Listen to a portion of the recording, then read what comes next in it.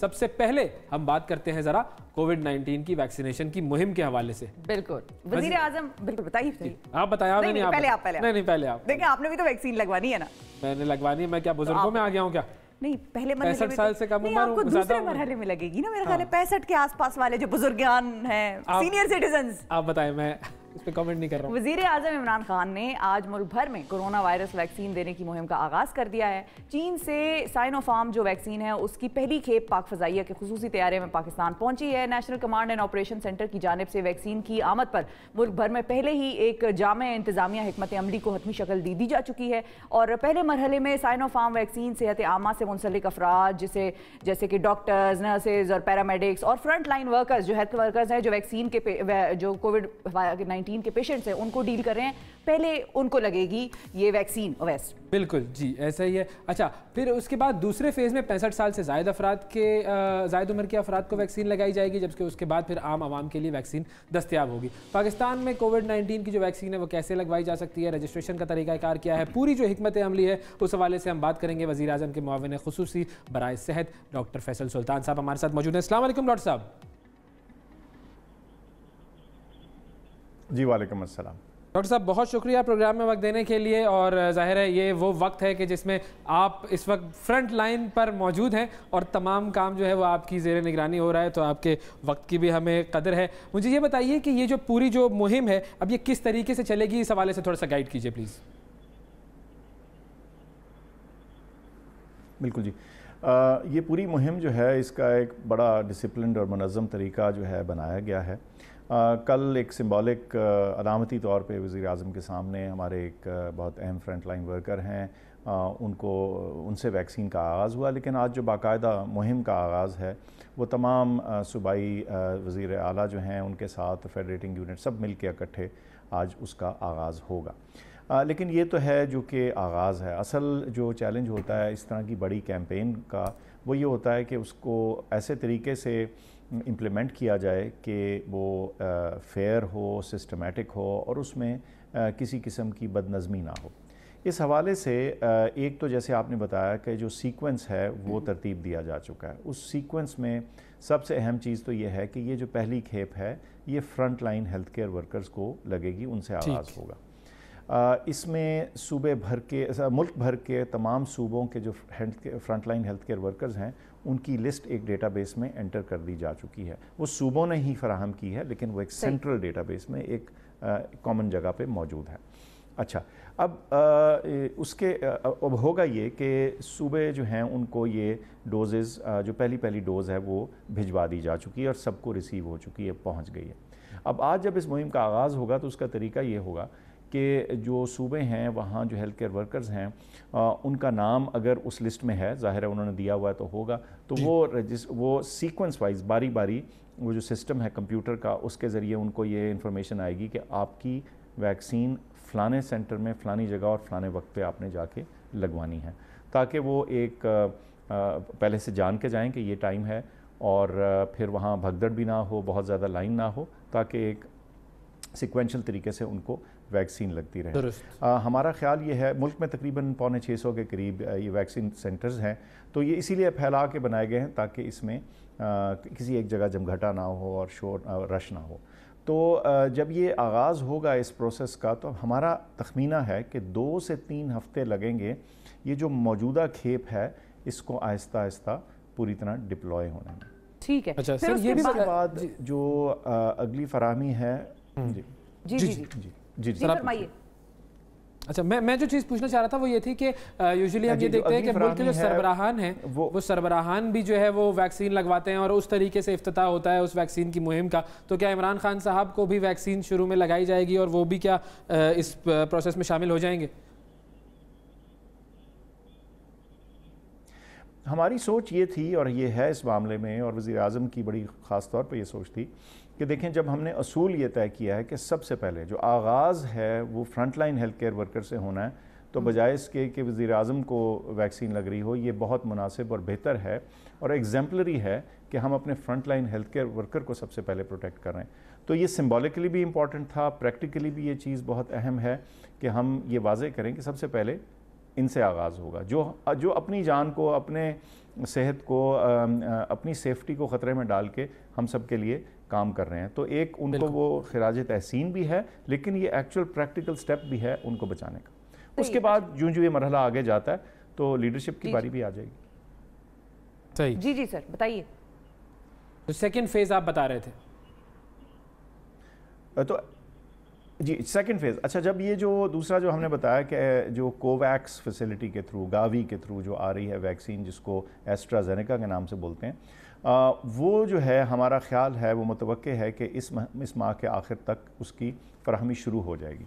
और जब वो आ जाती है तो फिर हम अपना जो अगला फ़ेज़ है जिसमें बाकी हेल्थ केयर वर्कर्स हैं, और जैसे आप एक दूसरे को छेड़ के बोल रहे थे, आप पे तो वो अप्लाई नहीं होती बात, लेकिन 65 साल से ज़्यादा उम्र के लोग जो हैं वहाँ से हम शुरू करेंगे और फिर बतदरीज नीचे आते जाएंगे, और फिर आप जैसे यंग लोगों को भी लगेगी। ठीक है, हमारा नंबर आएगा, हम कह सकते हैं नाजरीन को। लेकिन अच्छा डॉक्टर साहब ये भी बताइएगा कि एक स्टेटमेंट आई, और मतलब इस मामले को पॉलिटिसाइज करना नहीं चाहिए, ये बहुत अफसोसनाक है, लेकिन एक स्टेटमेंट आई, उसके हवाले से कन्फ्यूजन ज़रा फैल गई। यास्मीन राशिद साहिबा ने ये कहा है कि get vaccinated at your own risk.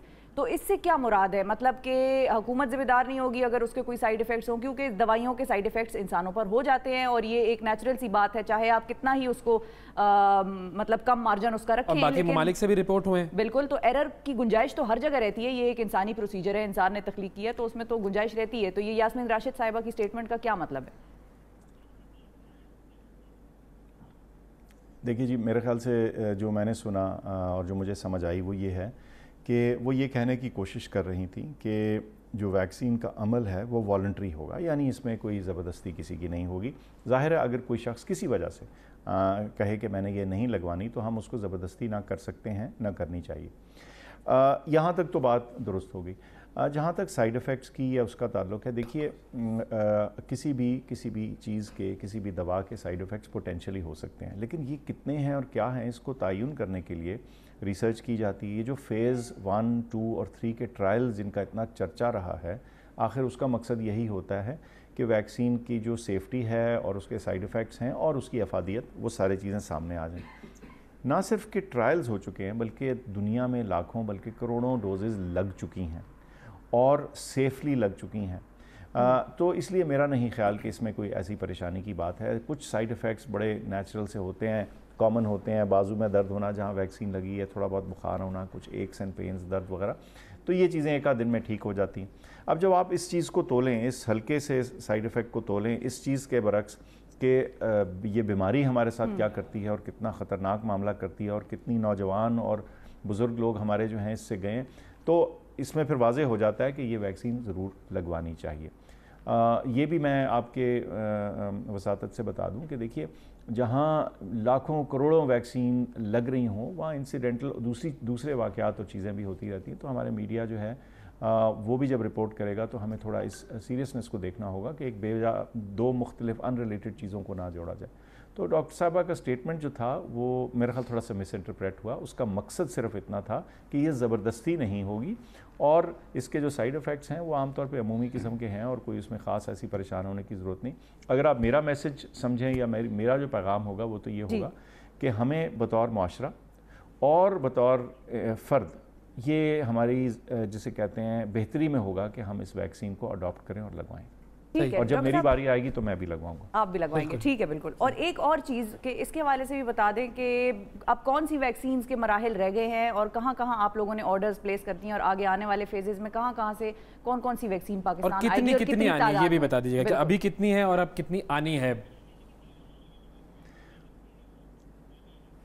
अच्छा जी, बिल्कुल ऐसे है जी कि ये जो अभी मौजूदा खेप है तो हमने बात कर ली 5 लाख हैं, आधा मिलियन है, ठीक है, लेकिन ये तो शुरू है। इसके बाद 17 मिलियन डोजेज़ हमें आ जाएंगी कोवैक्स की फैसिलिटी के थ्रू पहले 6 माह में। और उसके अलावा इससे ज़्यादा डोजेज़ जो हैं ये तकरीबन 30% 35% के करीब बनता है, उन्होंने जो सप्लाई करनी है। इससे तकरीबन दुगनी डोजेज़ जो हैं इसके अलावा साल के आखिर तक इजाफी आएंगी। सो ये तकरीबन 40-50 मिलियन डोजेज़ बन जाती हैं वैक्सीन की, जो कि पाकिस्तान में ऑलरेडी हमारे पास उसकी क्लियर विजिबिलिटी है कि ये आएंगी।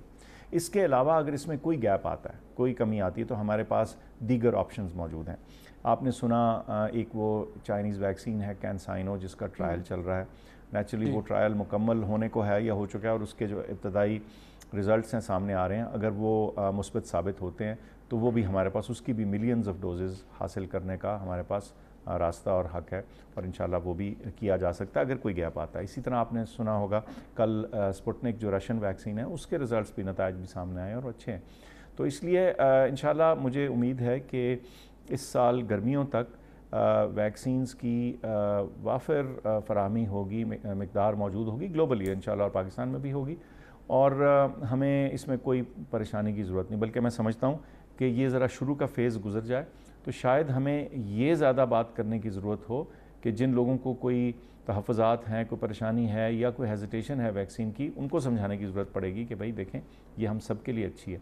तो ठीक है, सिर्फ दो चीज़ें हैं सर जो मुख्तसरन में आप शुरू है तो थोड़ी एक ऐसे लगता है कि कमी है, कन्फ्यूजन्स भी होती हैं बहुत सारी। सिर्फ दो चीज़ें छोटी सी मैं आपसे पूछना चाहूँगा। एक तो ये कि सूबों में चूँकि मामला ज़रा मुख्तलिफ हैं और हेल्थ जो है वो सूबाई मामला भी है, तो अक्सर औकात कॉन्ट्रोवर्सीज आ जाती हैं और ऐसा होना नहीं चाहिए। इतना बड़ा कौमी मामला है, कौमी मसला है कि हम सबको मिलकर साथ इसके लिए आगे बढ़ना चाहिए। तो इस वक्त ऐसी तो कोई सूरत हाल नहीं है कि सूबों में जो है वो कहीं कम कहीं ज़्यादा वैक्सीन दी गई हो, हर जगह की रिक्वायरमेंट असेसमेंट हो गई है और कहीं किसी किस्म की कोई कॉन्ट्रोवर्सी आने की तो उम्मीद नहीं है।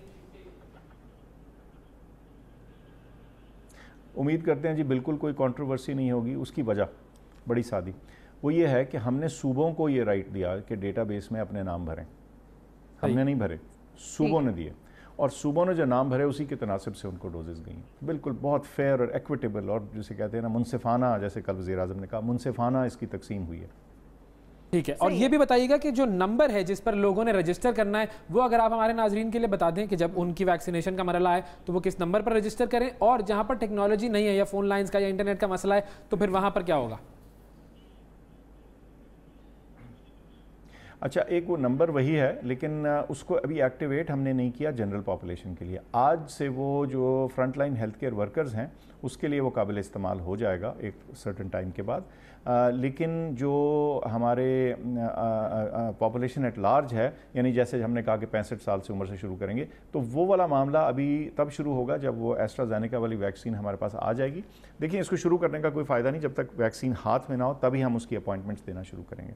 तो वो तरीक़ाकार वही है, लेकिन जब उसका टाइम आएगा तो हम एक खुसूसी प्रोग्राम करके मीडिया के ज़रिए बाकायदा आपको स्टेप बाय स्टेप उसकी, जैसे कहते हैं ना, फ्रीक्वेंटली आस्क्ड क्वेश्चंस नुमा कुछ सामने रखेंगे। वो तैयार है, उसको भी शेयर करेंगे। लेकिन इस वक्त front line health care workers का, आपने जिक्र किया कि जहां एक्सेस वगैरह नहीं है, उसके भी इंतजामात कुछ हैं, वो भी आपसे बताएंगे।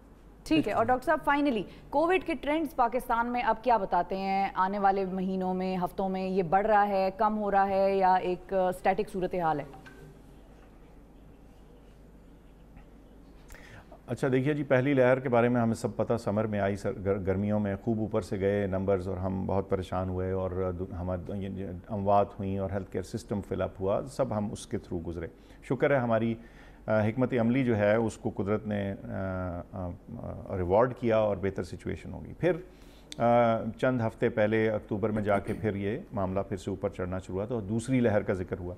ये दूसरी लहर अभी चल रही है, इसमें कुछ ठहराव या कुछ कमी ज़रूर आई है, लेकिन ये बताता चलूँ कि ये उतनी तेज़ी से नीचे नहीं आई जैसे कि पहली लहर आई थी।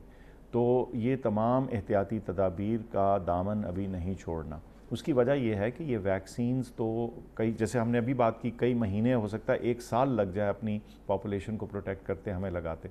तो जब तक वो मामला नहीं होता और ग्लोबली हमें ऑल क्लियर नहीं मिलता, और अभी वक्त है उसमें, तो हमें ये एहतियाती तदाबीर अडॉप्ट करने की ज़रूरत है। मास्क का इस्तेमाल ये अभी भी हाथ में आपके पास, जब कभी आप करीब जगह पे हों ज़रूर इसका इस्तेमाल करें बंद कमरों में, और बाकी एहतियाती तदाबीर। तो इसलिए अभी मामला ख़त्म नहीं हुआ, एहतियात जारी रखिए।